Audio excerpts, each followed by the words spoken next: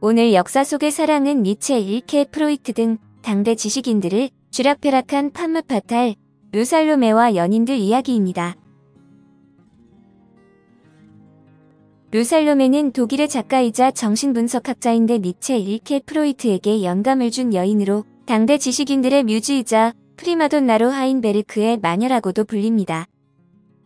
르살로메는 그녀의 아름다운 외모와 지적인 모습으로 당대 지식인들 사이에서 러시아에서 온 뮤즈라며 칭송을 받았습니다.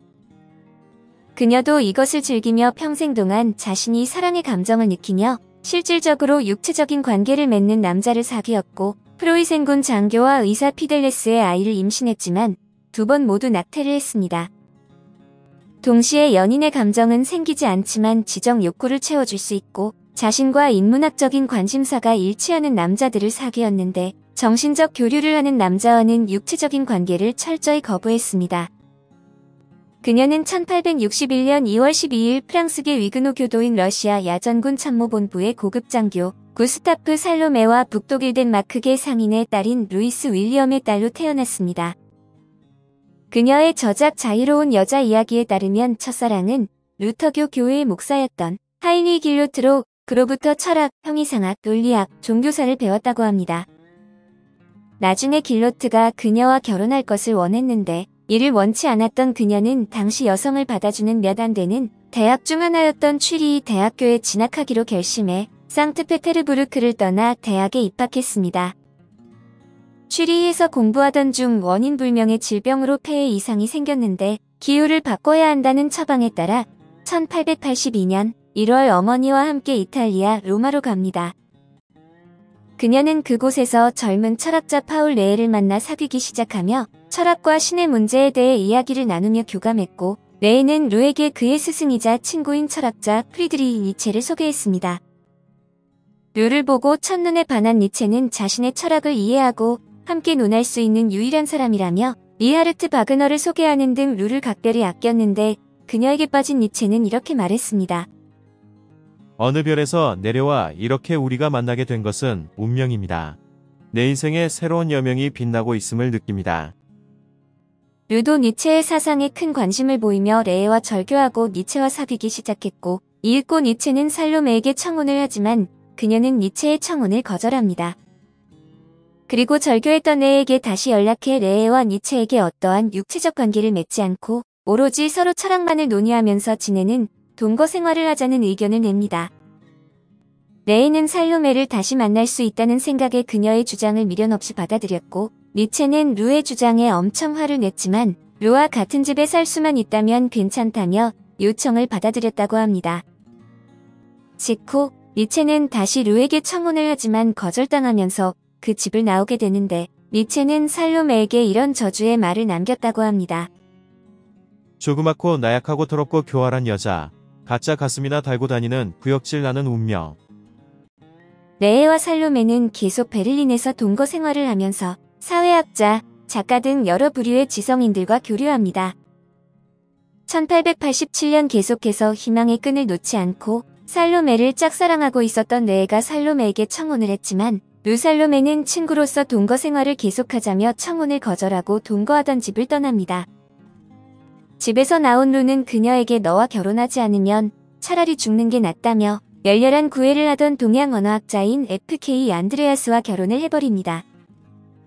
그녀는 안드레아스와 결혼을 하는 조건으로 성생활이 없는 결혼 생활과 다른 남성들과 자유롭게 데이트 및 외박을 할 수 있는 권리를 내걸었고 이를 받아들이자 결혼을 승낙했다고 합니다. 안드레아스가 르살로메에게 성행위를 요구하자 루가 안드레아스의 목을 졸랐다는 일화도 있습니다. 르살로메의 결혼 소식을 듣고 니체는 우울증에 빠지고 레에는 평소 루와 철학에 대해서 이야기를 나누던 절벽 앞에서 투신 자살을 했다고 합니다. 한편 안드레아스는 프로이센 정부에 의해 교수직을 잃은 1891년부터 아내에게 재정적으로 의존하다가 1892년부터 별거하지만 르살로메는 그가 죽는 1930년까지 서류상 결혼은 유지했다고 합니다. 그녀는 1895년에는 15살 연하의 라이너, 마리아 릴케를 만나 수년간 친교를 유지합니다. 원래 릴케의 이름은 르네 카를 비렐름 요한 요세프 마리아 릴케였는데 살로메의 주장에 따라 프랑스식 르네를 독일식 라이너로 바꾸고 글씨체도 바꾸었다고 합니다. 이외에 살로메는 릴케에게 톨스토이 같은 문호들을 소개시켜주는 등 릴케의 문학에 큰 기여를 합니다. 릴케와 살로메는 연인으로 발전하지만 살로메는 점점 히스테릭한 모습을 보이며 자신을 지나치게 우상화하는 릴케에게 염증을 느끼고 자유를 주장하며 다른 연인들과 외박을 했습니다. 이러한 살로메에게 릴케는 점차 집착적인 행동을 보이기 시작하는데 결국 살로메는 여느 때처럼 다른 연인과 외국으로 여행을 가버립니다. 그러나 릴케가 살로메에 대한 그리움을 주제로 쓴 시와 편지를 살로메와 연인이 묵던 호텔에 보내는데 며칠 후 살로메는 릴케에게 헤어지자는 짧은 답장을 보내고 죽는 날까지 릴케를 만나지 않았답니다. 하지만 그녀의 릴케에 대한 사랑은 각별했던 것으로 보이는데 그녀는 나의 인생이라는 책에서 릴케에 대해 이렇게 말하고 있습니다. 나는 수년간 당신의 여자였다. 왜냐하면 당신은 생자체에 이의가 있을 수 없는 인간과 육체가 서로 분리될 수 없는 곳에 당신은 나의 첫 번째 현실이었다. 우리는 형제자매 사이의 결혼이 모독당하기 이전인 머나먼 과거 경우처럼 형제자매였다. 반면에 릴케의 살로메에 대한 집착이 얼마나 대단했었는지는 그의 루살로메라는 시를 보면 알 수 있습니다. 루살로메, 내 눈을 감기세요. 난 당신을 볼 수 있어요. 내 귀를 막으세요. 난 그대의 음성을 들을 수 있어요. 발이 없어도 당신에게 갈 수 있고 입이 없어도 당신을 부를 수 있답니다. 팔이 꺾이면 난 당신을 내 마음으로 사로잡을 겁니다. 심장이 멎는다면 나의 머리가 울리겠지요. 만약 당신이 내 머리마저 불태운다면 난 그대를 내 피 속에 실어 나르렵니다. 릴케와 헤어진 후 살로메는 1912년 바이마르에서 열린 제3차 정신분석학회에서 당시 그녀의 연인이었던 정신분석학자 폴 비에르부터 프로이트를 소개받아 죽을 때까지 친분을 유지했습니다. 정신분석학의 태두인 프로이트는 말년에 루살로메를 회상하며 이렇게 말했다고 합니다. 나는 루살로메처럼 그토록 빨리, 그토록 훌륭하게, 그토록 완벽하게 나를 파악한 사람은 만나보지 못했다. 니체는 그녀가 악마 같다고 했는데 나는 그 말에 전적으로 동의한다. 물론 이때에도 살로메는 프로이트의 제자들과 자유연애를 했으며 프로이트의 조교 중 한 사람은 살로메와의 이루어질 수 없는 사랑에 슬퍼하며 자살을 하기도 했습니다. 70세부터 앓기 시작한 당뇨병으로 병원에서 요양하기 시작한 살로메는 병원에서 프로이트에 대한 나의 감사를 집필하고 1937년 1월 5일 당뇨, 유통, 유방암 등으로 75세의 나이에 사망했습니다.